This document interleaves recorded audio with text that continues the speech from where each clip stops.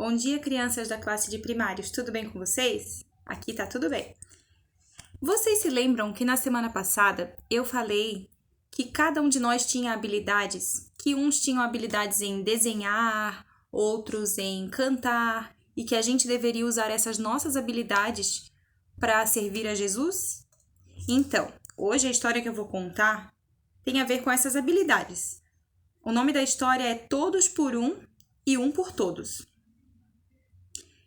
E uma das maiores habilidades que a gente pode ter é a de perceber a necessidade das pessoas e fazer alguma coisa para ajudar elas, usar os nossos recursos para ajudar essas pessoas. Por exemplo, se eu tenho um vizinho que eu sei que está passando fome, que está sem comida em casa, ele tem filhos pequenos, ele não tem comida em casa, ele não consegue um emprego. Eu perceber, é uma habilidade que Deus me dá, eu perceber que esse vizinho está numa situação ruim e eu oferecer ajuda para ele. Eu usar os meus recursos, o meu dinheiro, o que eu tenho na minha casa para abençoar a vida dessa pessoa.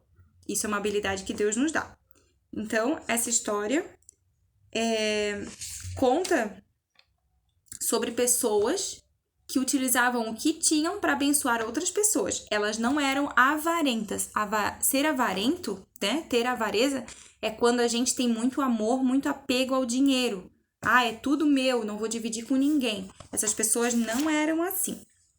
O título dessa história é Todos por Um e Um por Todos. Vocês já ouviram isso? Um por todos e todos por um. E joga a mão para cima, né? E era mais ou menos assim. Os discípulos transbordavam de felicidade e de admiração por tudo o que estava acontecendo. Lembram que na semana passada eu contei que eles estavam reunidos num lugar e o Espírito Santo apareceu, né, como línguas de fogo e fez com que todos eles aprendessem milagrosamente a falar um novo idioma. Eles foram batizados com o Espírito Santo. Eles receberam do Espírito Santo um dom, uma habilidade. Então, era isso que estava acontecendo aqui. Eles estavam admirados e muito felizes por tudo isso que estava acontecendo. Pense, 3.000 novos crentes haviam se unido à igreja em um só dia. Aquelas pessoas que viram isso acontecer acabaram se convertendo ao evangelho. E eram 3.000 pessoas num só dia. Às vezes a gente vai na igreja e vê uma pessoa aceitando Jesus, não é? Quando o pregador faz o apelo final e pergunta quem quer entregar sua vida a Jesus, tem alguém aqui que ainda não serve a Jesus, e a gente vê uma pessoa indo lá na frente, a gente já fica emocionado, né? E naquele dia foram 3.000 pessoas. É muita gente. Muitos desses novos crentes eram estrangeiros em Jerusalém, eles não eram dali, eles estavam apenas de passagem. Tinham viajado uma longa distância, partindo de lugares diferentes para celebrar a festa da Páscoa.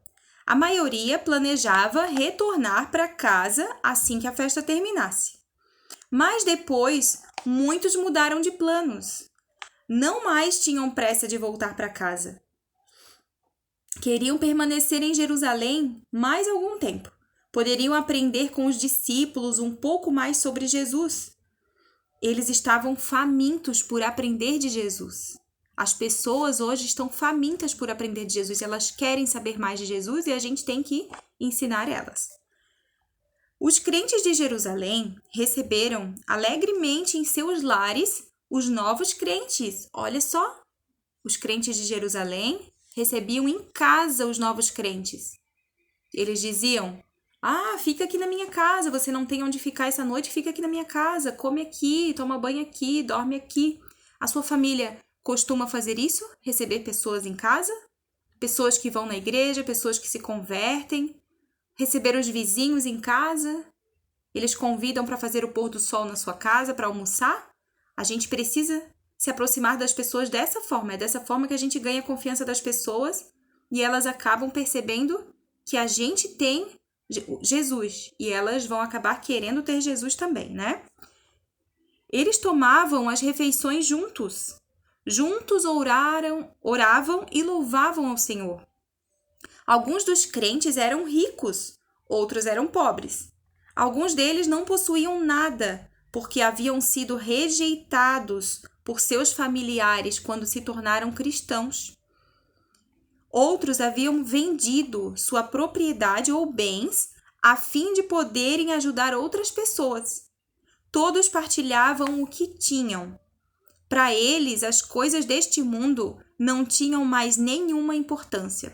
Eles acreditavam que Jesus havia ressuscitado, que ele logo voltaria e os levaria para o lar no céu.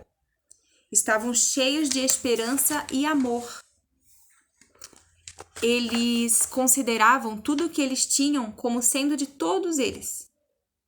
Eles tinham uma casa, mas eles não diziam, essa é a minha casa. Eles diziam, essa é a nossa casa, é de todos nós. Tudo que eles tinham era em comum, era de todo mundo.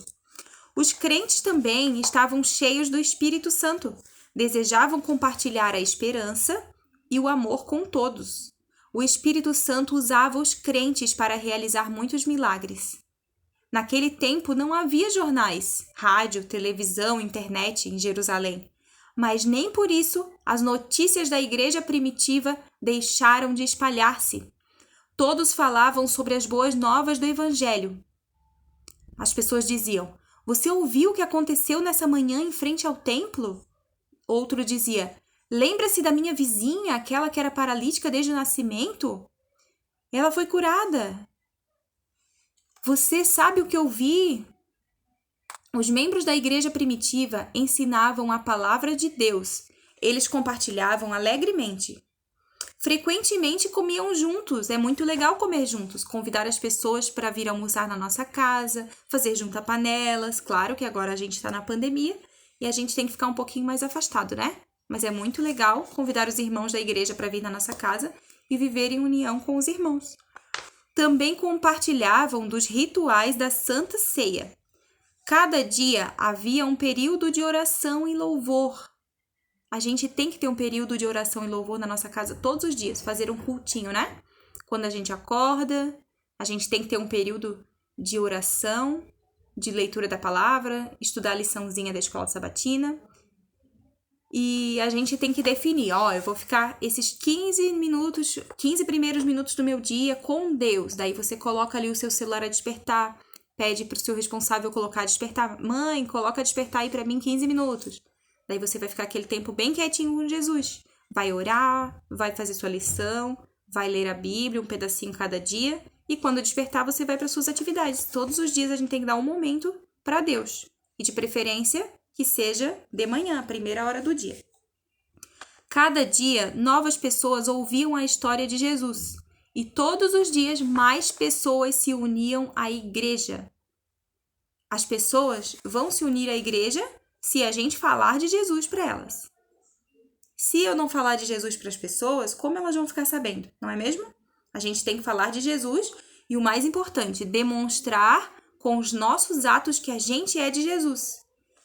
Sendo um bom filho, sendo um bom aluno, se comportando, sendo reverente na igreja, as pessoas vão olhar para nós e vão dizer, que criança educada, diferente das outras que eu conheço, o que elas têm de diferente? Ah, ela tem Jesus. Daí ela vai sentir a vontade de ser de Jesus também. Tá certo? Essa foi a história de hoje. Eu espero que vocês e eu também, né, a gente se inspire nessas pessoas de antigamente e seja como elas, que divide as coisas, que se importa com os outros e que quer falar do amor de Jesus para as pessoas. Não esqueça, se você quer contar a carta missionária, manda um WhatsApp e eu vou sortear o seu nome para ver quem que vai ser o próximo a contar. Até agora, vocês já viram aqui no canal, né? O videozinho do Nicolas e da Stephanie. Os dois receberam na sua casa a carta missionária, junto com uma lembrancinha bem legal, como uma forma de parabenizar e agradecer por ter querido fazer a obra de Deus, né? Porque é muito legal quando a criança aceita fazer a obra de Deus. É muito importante contar a carta missionária. Alguém tem que contar a carta missionária. E é muito importante que alguém diga, eu posso contar. Tá bom? Isso é muito legal. E se você quiser contar, manda um WhatsApp aqui que eu vou sortear e você vai receber uma surpresa na sua casa, tá bom? Um beijo. Feliz sábado pra vocês.